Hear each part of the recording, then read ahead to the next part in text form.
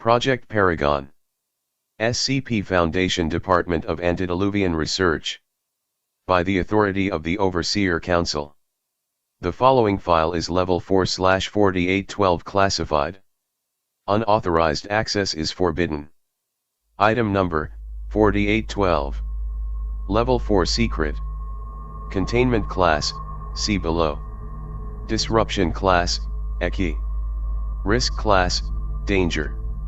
Designation Memorandum, due to the unique nature of SCP-4812's E and K's relationship, a single object designation is used to denote the three entities as a group. However, each are considered their own individual anomalies, and are described within this file as such. Classification Memorandum September 2018, due to the unique nature of SCP-4812's E and K, each entity has been assigned an individual containment class. SCP-4812's, Safe. SCP-4812E, Euclid. SCP-4812K, Keter. Redacted, see Addendum 4812-4. Updated Containment Memorandum, per Foundation Protocol 2513-99, the ongoing containment of SCP-4812 has been transferred to the jurisdiction of Project Paragon. All other extant containment procedures remain in place. Special Containment Procedures. SCP-4812-S. SCP-4812-S is contained at its location of discovery. The entrance to the cave containing SCP-4812-S is to be sealed by 3 maximum security vault doors. Entrance to SCP-4812-S's site of containment is forbidden to any individuals without proper credentials. Under no circumstances should SCP-4812-S be exposed to any amount of light. SCP-4812-S is to be interacted with only by members of the fully blind MTF Vestis 12 Northern Star. Under no circumstances should SCP-4812-S be exposed to either SCP-4812-E or SCP-4812-K. SCP-4812-E. SCP-4812-E is contained within a thermally controlled vault at Site 80.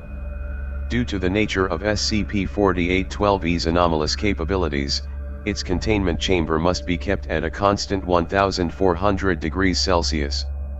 SCP-4812-E itself is contained within a tank of molten iron. Direct maintenance of SCP-4812-E's containment chamber must take place outside of the cell due to the intense heat within.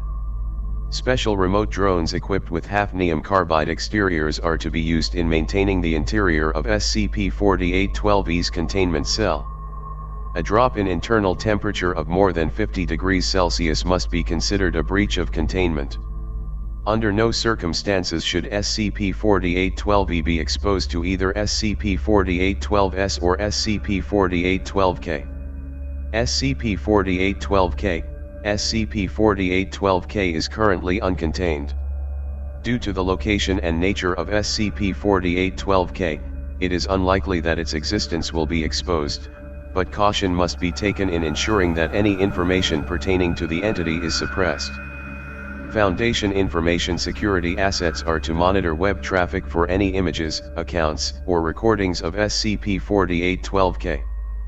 Further research into the nature of SCP-4812-K is required to prevent additional exposure should the entity present itself on Earth once again. Under no circumstances should SCP-4812-K be exposed to SCP-4812-S and SCP-4812-E. Description: SCP-4812 is the group designation for 3 anomalous entities, SCP-4812-S, E, and K, and a series of recovered documents, SCP-4812-1, that describe them. SCP-4812-S is a large, amorphous entity located in a subterranean cavern near Ailes, France. SCP-4812-S is attached to the walls of its cavern by a large number of long, adhesive-covered appendages that extend out of the main mass of the entity. Similar appendages cover SCP-4812-S's entire body, though the majority are curled and tucked up to its central mass. Each of the appendages, and indeed SCP-4812-S's entire body, is covered in fine, hydrophobic hair, SCP-4812-S is a Class 13 visual hazard. Any living being that perceives SCP-4812-S visually will experience a violent biological reaction that is invariably fatal. Direct visual perception of SCP-4812-S is akin to exposure of the eyes, brain, and nervous system to an extremely caustic acid. The effect of SCP-4812-S is immediate and cannot be avoided once exposed. Victims will experience severe pain, bleeding through the skin and orifices, paralysis, asphyxiation, and eventually, death. The effect persists across all visual media, as images and video recordings of SCP-4812 will carry the same effect, though slightly less immediate and violent. Due to the nature of SCP-4812-S, it is unknown what the entity's true appearance is. Individuals interacting with SCP-4812-S must do so in total darkness and wearing airtight suits, as even the minute and imperceptible amount of light naturally emitted by human beings is enough to trigger the effect of SCP-4812-S. It is unknown how light interacts with the surface of SCP-4812-S, as any individual who has looked at it for any amount of time has already died.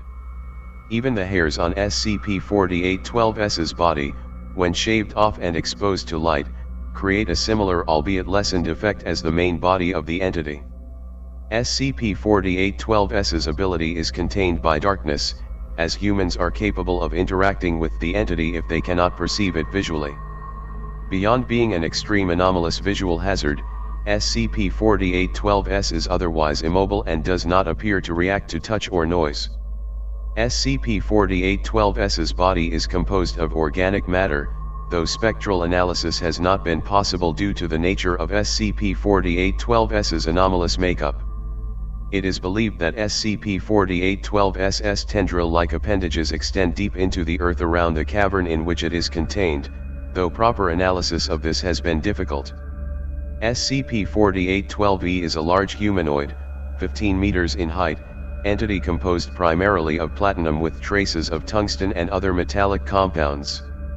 SCP-4812-E's features are vaguely skeletal in appearance, though when in containment they are not visible due to the effect of high temperature on its metallic body. SCP-4812-E is a near-perfect heat sink. The temperature of its body when uncontained maintains a constant 0.0000000031 Kelvin. SCP-4812-E does not experience thermal exchange. Instead of acting in a way that would eventually reach thermal equilibrium, SCP-4812-E absorbs energy at a net loss to its surroundings. The rate at which this occurs is extremely rapid, and SCP-4812-E is capable of reducing a 10 meter by 10 meter by 10 meter containment cell at room temperature to near absolute zero in roughly 16 seconds. Due to this, SCP-4812-E is continuously surrounded by an opaque field of frozen air and water, and its true appearance is impossible to see unless exposed to high temperatures. Exposure to SCP-4812-E is nearly invariably lethal. Subjects that are exposed to SCP-4812-E usually succumb in seconds as the temperature of the air around them plummets and the water within their bodies freezes. Even heavily insulated protective suits will only allow the wearer moments of protection from the effects of exposure. SCP-4812-E's effect may be mitigated, however, by exposure to extreme heat. While SCP-4812-E's effect is rapid when uncontained, if exposed to extremely high temperatures, SCP-4812-E's effect weakens substantially. This has made SCP-4812-E containable, so long as the entity is contained under constant high temperatures. SCP-4812-K is a massive, silver-winged insectoid bearing similarities to both stag beetles and scorpions. SCP-4812-K is roughly 180 meters in length, with 6 appendages, the forward 2 leading to large pincers, and a long, segmented tail ending in a pointed, serrated barb. However, in place of insectoid mouth and eyes, SCP-4812-K has the face of a man no larger than that of a typical human male. SCP-4812-K has 4 wings that extend out of its back, and its entire body is covered in a thick, highly reflective biological chitin. SCP-4812-K spends the overwhelming majority of its time in the upper stratosphere, where it rarely moves in any perceptible way except to flap its wings to maintain altitude. The existence of SCP-4812-K was not realized until the discovery of SCP-4812-1, due in part to SCP-4812-K's near invisibility and its high rate of speed as it travels. SCP-4812-K routinely reaches speeds in excess of 800 km per hour. SCP-4812-K does not respond to attempts to communicate with it, and will engage vehicles that draw too close to it, within roughly 700 meters. Several attempts have been made to secure SCP-4812-K in order to move it to a containment cell, however, all attempts have thus far failed. Fighter jets and remote assault drones have been able to keep pace with the entity, but are easily incapacitated by the entity's raw physical strength and size. Additionally, no weaponry used on SCP-4812-K to date has been able to damage it in any perceptible way. On the contrary, anything that strikes the entity seemingly rebounds with the same kinetic energy as it did on approach, leading researchers to believe that SCP-4812-K is, in some way, a near-perfect reflector. Addendum 4812-1, Contents of SCP-4812-1. SCP-4812-1 is a series of recovered documents and artifacts recovered from a collection of anomalous items previously held by Dutch collector Marcus de Wees before his death. This collection, given the name the Connington set, contains the following items: 16 coins of various shapes and sizes, none of which account for any known denomination of currency. 5 papyrus scrolls, Egyptian in origin, that appear to be ancient star maps. Analysis of these maps indicate that there were once notes written in the margins, however, these notes have been bleached out and are no longer decipherable. 3 large tomes bound in leather-wrapped hardwood, penned in German, full of what appear to be archaic coordinates. One of the books also marks changes in temperature. These books were seemingly written over the course of many years. A brass spyglass with a cracked crystal lens. A piece of the cracked lens is missing. Looking through the spyglass, several small, ornate mechanisms are visible within. However, they appear to have been damaged in the past and are no longer functional. A thick burlap sack that apparently contains at least 3 more consecutive burlap sacks with a thick, gelatinous mass at its center. Looking at this sack tends to make subjects feel ill and suffer from a slight burning sensation behind the eyes. A pair of glasses with iron frames and solid iron lenses. One of the lenses is damaged. When worn by human subjects, a slight glow is visible through the iron lenses when looking at the burlap sack. A thin circlet made of gold and platinum. Has 3 prongs situated around the entire ring, 2 of which appear to have been broken off near the base.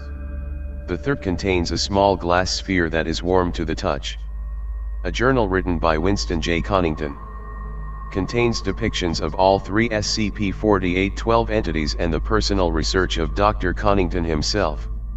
Of the 3 tomes containing coordinates, the second has a short section written in Italian by, presumably, a different author than the rest of the tome.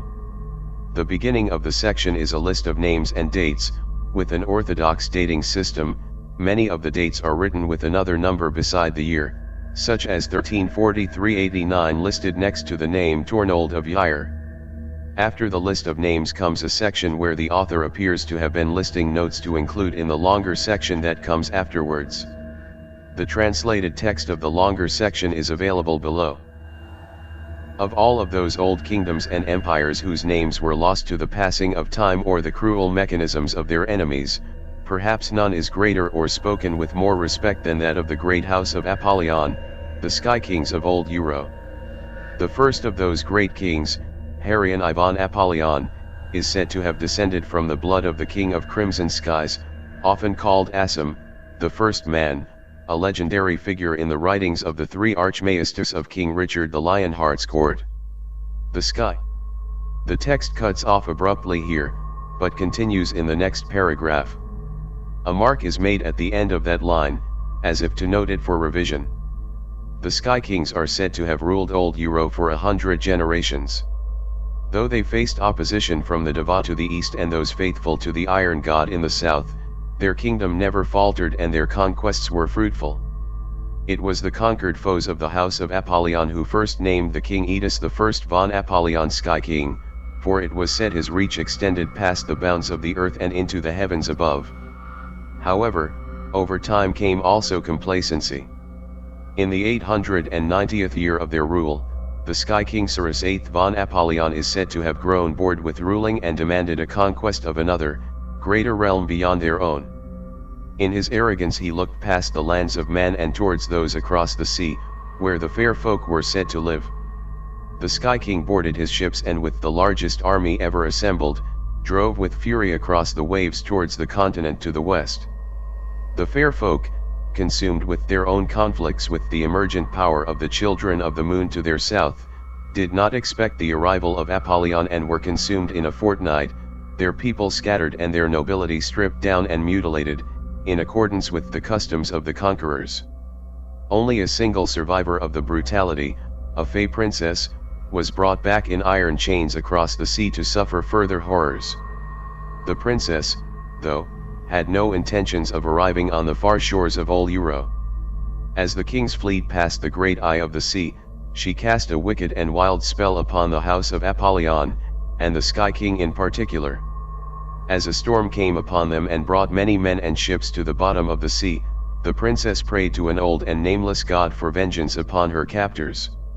Legend says the princess's iron chains caught fire and burned the king's flagship to cinders, and that Cyrus VIII himself was dragged into the deep by those same chains as he tried to throw them overboard. The fleet, however, did return to Old Euro, where the young Cyrus IX von Apollyon now ruled his father's kingdom. As retribution for the curse the princess had cast upon his father, Cyrus IX threw the princess into a dungeon deep beneath the earth and buried it, leaving her to rot eternally in the darkness. Afterwards, as a bulwark against the dark magics of the fair folk that his father's conquest may have brought upon his house, Cyrus IX appointed 4 great knights to defend his kingdom. They were Laohire the fierce, Lancelot the conqueror, Hector the stalwart and Ogier the faithful. But the princess. The text ends here, and no additional continuation of this narrative has yet been discovered. While many of the others' items are generally unremarkable, of particular interest to researchers is the journal of Dr. Connington. The majority of the text in the journal is written in a cipher, with very few sections, usually small notes that are not relevant to the rest of the text, that are written in German. A few short sections have been translated, due to a section of the cipher being inscribed on the inside of one of the larger tomes. The text contained therein has been translated and is available below. The archivist of that great house named the first of the great profanities in the 6th chapters of the reign of the king Cyrus IX von Apollyon when he wrote, "Sorrowful was the Sky King Apollyon when the voice of the enemy beneath the earth spoke to the souls of his knights, and he did banish them each. The long night settled over his kingdom and the winter winds came from the east, but Hector did not answer. Down from the far darkness came the Vinavinex, what they called the profane restrictor, the first of the great profanities. The Vinavinex cast a cold hand across the king's only daughter, and in her youth and weakness she did die. The king took upon him the godless lance and came down to the Vinavinex, and with nothing but the mammoth's hide between him and the infinite cold drove that sacred spear into the Vinavinex and put it into the flaming heart of the earth. The star maps vexed me, but tracing them in the sky and following the movement of the star that cannot be seen I caught but for a moment a glimpse of the face of the one that Laohire had called the profane adamant. The text does not name it but the Deva to the east had a name for that star, what they called the Lamanellant, or the king of many faces. 3 accounts of the orator Magister of the Deva king describe the Lamanellant, the profane adamant in the tongue of the great house, appearing as if from a space beyond spaces to the kingdom's ruination. He writes the following: "The binders of blood made empty pacts with empty gods against the hollow Lamanellant, and they were cut down. The singers of songs had their voices pulled from their throats, and the legions of their twilight armies broke first their spears against the Lamanellant's hide, and then their bodies. and when they had been ground into dust beneath the profane adamant's clattering steps, it took their faces and returned to the skies. Of note, the author here sometimes writes the name Lancelot when it seems as if Lamanellant would be more appropriate. This may be a mistake or mistranslation. The last of the profanities that lay upon the doom of the House of Apollyon was one with no depiction in any text, save for a black smear. This was the king of horrors, the profane dark, the one that festered in the enemy's grave until it soaked through the earth and burst forth like a fetid tide. The curse on the Sky King's lips as it pulled him into the void called this great terror Yush, the last foe of man. Without Lahire's sword, Lancelot's mace, Hector's spear, or Ogier's faith, the full might of the sullen sorrow was brought to bear on Apollyon's broken heart, which shattered with his ruined kingdom. Wrath, he spoke. Wrath. Wrath. Wrath. I have seen the face of the Lamanellant, though only for a moment, and know of the fiery chasm in which the Vinavinax seethes. But I dare not seek out Yush, the profane dark. The last scroll of the writings of Cayman of Sicily says, but the eyes of Yush offer no release into death, only the winding roads of torment that lead to the puller of eyes and sharpener of spines, where no man returns and no voices are heard. The castle of fire, the king of crimson skies, the reaper of dreams flee from the eyes of Yush, the last scream of the nameless folk beyond the sea. Men scream out and are silenced. The light of the sun invites order to the most fundamental nature of this world, and the Yush abhors it. Wrath. Wrath. Wrath. Addendum 4812-2, Containment of SCP-4812 entities. SCP-4812-K has been known to the Foundation since 1964, when it was confused for an experimental U.S. air vehicle while crossing over the northern USSR. After being engaged by Soviet fighters over the Chukchi Sea, SCP-4812-K rapidly ascended to stratospheric heights and disappeared from sight entirely. Shortly thereafter, the entity re-engaged the fighters at high speeds, quickly destroying them. Since then, SCP-4812-K has only been detected on a handful of occasions, usually while passing low enough to be detected visually due to distortions caused by light reflecting against its chitinous exterior.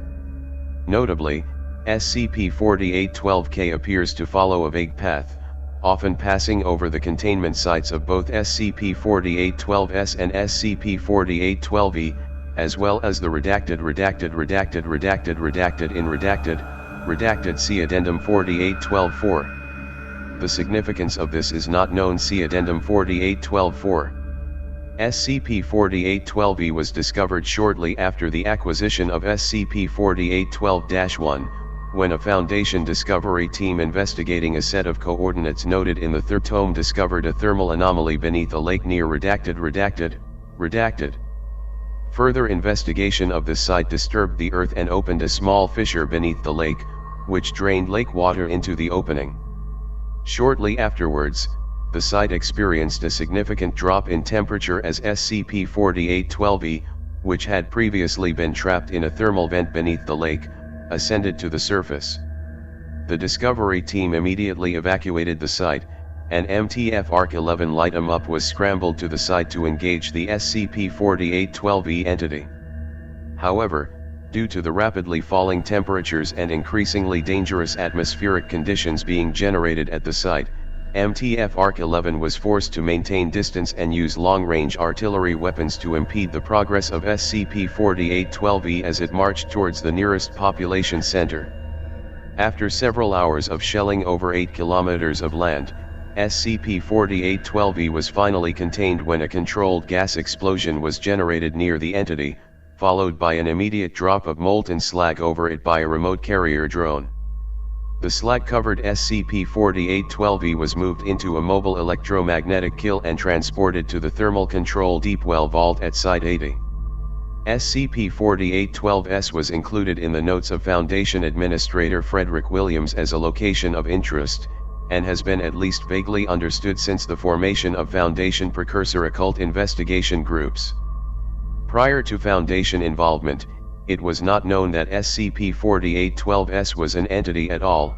Instead, many groups believed that the cave itself was hazardous to travelers, as none who entered were ever heard from again. Addendum 4812-3, SCP-4812-K Hostile Activity. On June 9, 2002, 3 months after the discovery and containment of SCP-4812-E, SCP-4812-K was observed diverting from its anticipated path towards an area in the North Sea. A Foundation carrier division was diverted to the area, where SCP-4812-K had engaged with a Global Occult Coalition transport ship. The entity, which was unfazed by the conventional weaponry on board the GOC vessel, appeared to be attempting to breach the exterior of the ship. Of note, SCP-4812-K had not ever previously been observed making this sort of unprovoked hostile action, especially at such a low altitude. The Foundation carrier group immediately engaged the entity, and after a short skirmish drove it away from the transport ship. The Foundation carrier group offered assistance to the GOC vessel, but this assistance was denied and the vessel continued on its course north. Satellite imagery showed the vessel docking in a previously undisclosed port in northern Norway. This incident corresponded with 2 other events involving SCP-4812-E and SCP-4812-S throughout the skirmish with SCP-4812-K. SCP-4812-E became increasingly active within its containment vessel, at one point necessitating the activation of previously untested technology to further increase the temperature within the deep well vault to stabilize the entity. At the same time, several tremors were felt near the SCP-4812-S site, and seismographs of the area revealed that a large portion of the cave system had collapsed. Later observation of the site indicates that SCP-4812-S has since moved upwards no less than 70 meters. Addendum 4812-4, Secure Correspondence. Note, the following data entry is Level 4/4812 classified with restrictions. Appropriate clearances are required to access this data file. The following secure transmission was received by Operative Intelligence Command at Site 88 after the events described in Addendum 4812-3. The message was received under the identification credentials of Global Occult Coalition Commander Daniela Met. Secure transmission, do not disseminate. Global Occult Coalition Central Command. Notice. By the authority of the United Nations Security Council and the Global Occult Coalition, you are hereby forbidden from further involvement into any supernatural activity involving 3 specific paranormal entities. GC-92201, codename, Mars. A massive, winged, scorpioid entity with a metallic exterior. GC-92202, codename, Pluto.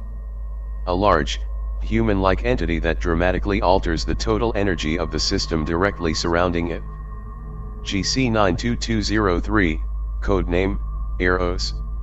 A small, partially mummified, vaguely human-like entity currently in possession of Global Occult Coalition Task Force Omni 0459. Based on information recovered by our agents, it is likely that you have the Pluto entity in containment at one of your facilities. You are instructed to immediately make all efforts to destroy this entity beyond its ability to self-repair or regenerate.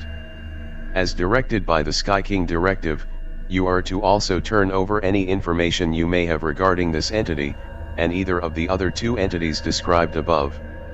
Attached, Memorandum of Intent from GOC Commander Met. I figure you're at least somewhat aware of the circumstances involved here. It's likely you were the ones who ran off with Connington's estate, so you have pieces that we don't have. Chances are that goes the other way too, since nobody has come asking for what we found in the Archduke's vault. I think it's also probably likely that you were the ones who dug up Pluto, and now you've got him stashed somewhere hot. That's good, but there are more steps we need to take now. I applaud you for staying ahead of the curve so far. From what we've read, Pluto is a son of a bitch. I wouldn't want to be the one to figure out how to fit him in a box. Here's the long and short of it. The big flying guy, the one we call Mars, we all know the Russians were the first to find it when it knocked those birds out of the sky back in the 60s. What you might not know is that they managed to get a tracker around it, a communicator, and we've been able to watch where it's going for the last few years. It's looking for something. The way we figure, there are 3 of these things, right? They called them profanities. You have 1, now we have 1, and Mars is the 3rd. But the writings we recovered say it's looking for something else. It's looking for whoever cursed these things into existence. Now, it found Pluto when you dug it out of the ground, so that's 1. Our Eros it found when we accidentally unearthed it a few years ago as well, so there's 2. It's the 3rd, and now it's just looking for the boss.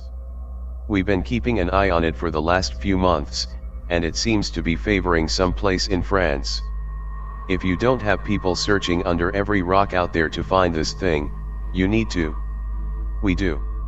Our records say it's some sort of woman, somewhere underground. We thought it might have been Eros at first, but the thing we dug up is too small to be a human woman. The physiology is all wrong, too. Anyway, we need to make sure that Mars doesn't find this control entity. We think we can hurt it if we kill Eros, and you might be able to do the same if you kill Pluto. They're all connected, we figure, at least, that's what the literature implies. Eros really has been a bitch to try and kill though, so if you have any ideas there we're willing to listen. You should do the same with yours. It's strange, though, isn't it? Mars coming down like that to get at Eros. I wonder why it never did that with Pluto? And why does it keep circling those fields in France? Met. Addendum 4812-5, Internal Memo. We've confirmed what we feared. They don't know it, but they've found her. We have teams currently en route to the SCP-4812 site. We're going to dump 50 meters of lead and concrete on top of it. It's going to be your job to find a way to shoot that thing out of the sky. Get to work. Lament.